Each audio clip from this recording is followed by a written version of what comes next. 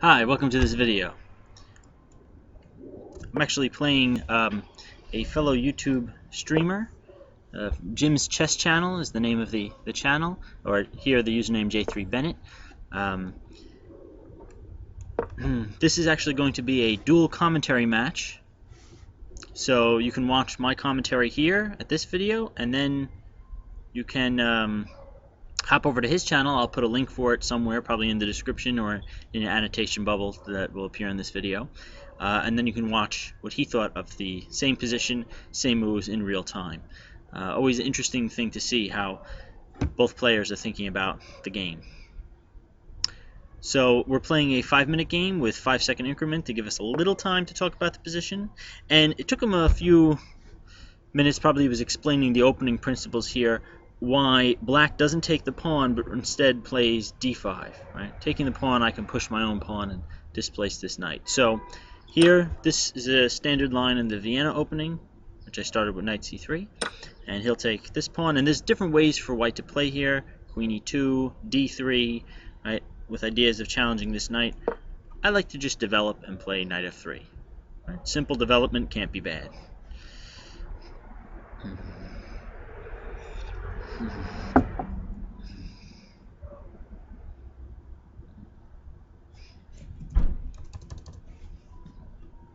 Alright.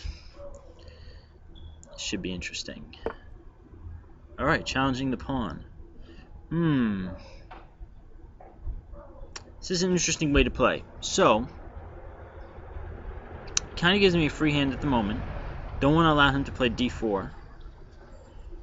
Although he can't do it at the moment because it would lose the e4 knight. Bishop b5 comes to mind, just to pin this knight, but it's not really doing anything, pinning the knight. So I could play d4, place bishop b4, pinning my knight and threatening to win something on that square. How could I respond to that? I'd have to play bishop d2, I think. Yeah. So I might have to give it the bishop pair, but I think that this line of play should be okay for white. I get to develop. I get some open lines. I don't go down material per se, but I mean, I might be giving up the bishop pair. But then again, if I establish a pawn chain, c3, d4, and e5. Oh, okay, he didn't even play bishop b4. Probably a wise idea. Actually, even on those lines, I think maybe we both give up the bishop pair. He might be planning to challenge my center with f6.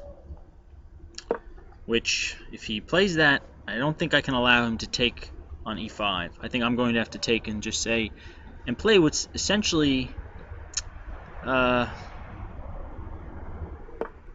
a little bit like a, okay, here I'm just going to castle. Again, I don't think he has anything, any way he can take advantage of this pinned knight. And I can unpin it now and recapture with the rook at any time. If he plays f6, we trade the f-pawns, and pretty equal game, but I'll take it. Okay, yeah, again, f6 is indicated here, I think. Any way is there a productive way I could break this pin? I could play h3, but it feels like a waste of time. Queen e1 doesn't do much because I don't really have a future on the dark squares. Well, maybe queen g3 I have a future there. Yeah, I don't want to drive his bishop to g6. He'll just trade it off for mine. So let's play queen e1 here. The idea of queen g3. And the idea of being able to move this knight if I need to. Pretty equal on the clock right now, which is good. So it's a curious thing about this pawn structure. Right? Maybe a weakness for white, but on the other hand, I can put pressure on b7. Rook b1, hit b7. I feel like his knight on c6 is a little misplaced here. But enough about what's misplaced or not misplaced. Important thing is, what am I going to do next?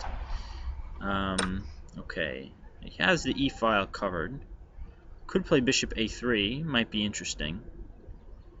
Or rook b1, just to probe this square and say, what are you going to do about that?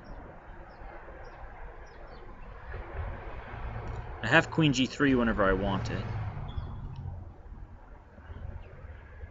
Let's start with rook b1. I don't think there's any liability on that square. Develops the rook slightly. I'm not sure if I want to play bishop a3 or reserve the bishop to guard the dark squares on the king side.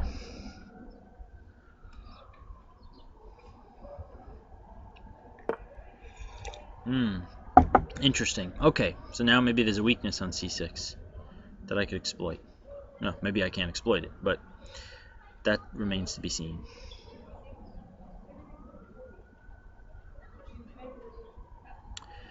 Now queen g3, what is he doing about that bishop? Is he just going to bring it back to h5? Let's see. What are you going to do about that bishop? Now I have ideas of playing bishop c6. If he moves the knight, knight a5 for example, put the knight into e5, and the important thing is I don't want to occupy e5 where he can take and I have to retake with the pawn. I want to try and keep this compact pawn structure intact. Otherwise my pawns become very weak. Double isolated pawns and an isolated e-pawn. I want to keep them together. At least that gives me some semblance of a chance to defend them all. Okay.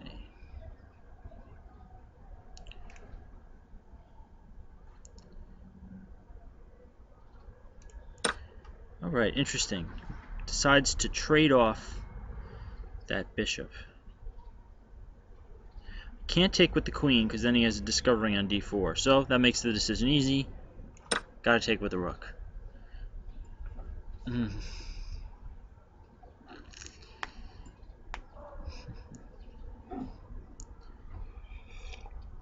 There's a Sherlock Holmes quote: when you eliminate the impossible, whatever's left, no matter how improbable, must be the truth. So here, when you eliminate the terrible blunders, whatever's left, no matter what it is, has to be the best move.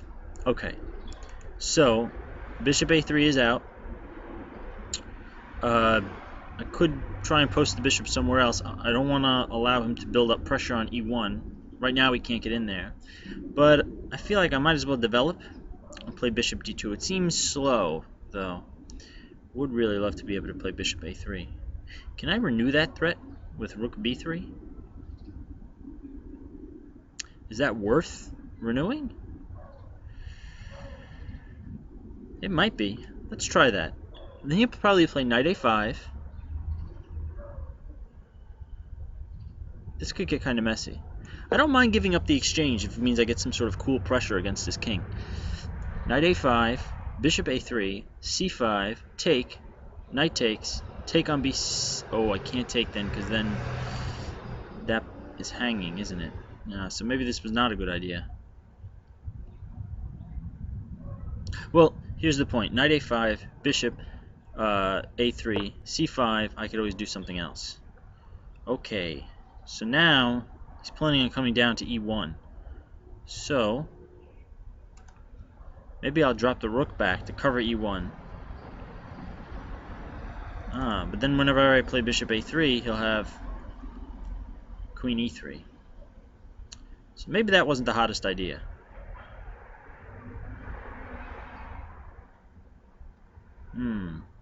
Gotta make a move. Bishop a3. Queen here. Take. Rook takes. King f2, and then the rook on f8 is also hanging. So let's try this. This might be good enough. Kind of a weird way to develop my pieces. Have to work around my little central pawn mass. Let's see. c7 is a little loose. Tactics in the air against h6. I like the fact that I have the bishop pair in this position. Wide open position like this seems helpful. In fact, it might win me the exchange here. And of course, as much as I like the bishop pair here, I'll gladly take the exchange. Too many open files. More open files than there are open diagonals. Okay, so here's the line that I thought I saw. He takes with the rook, I play king f2, and now... that's what I missed. He simply defends both rooks at the same time. Now, can I play bishop b5? Does that do anything? Let's try it. I guess I'll try it. The idea here is that how do you defend this knight without creating liability with some of your other rooks? Yeah, now this is a problem. I think if he played the other rook to e6, he would have been fine. I don't have any other way to further increase my attack here. Problem now is that I take on c6, he takes back, then I take on e1. Let's try that.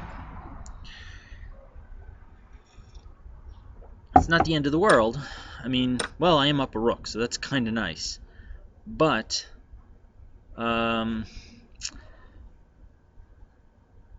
those open lines, I think we're able to bring enough pressure to him. Alright, great. Oh, it was a good game.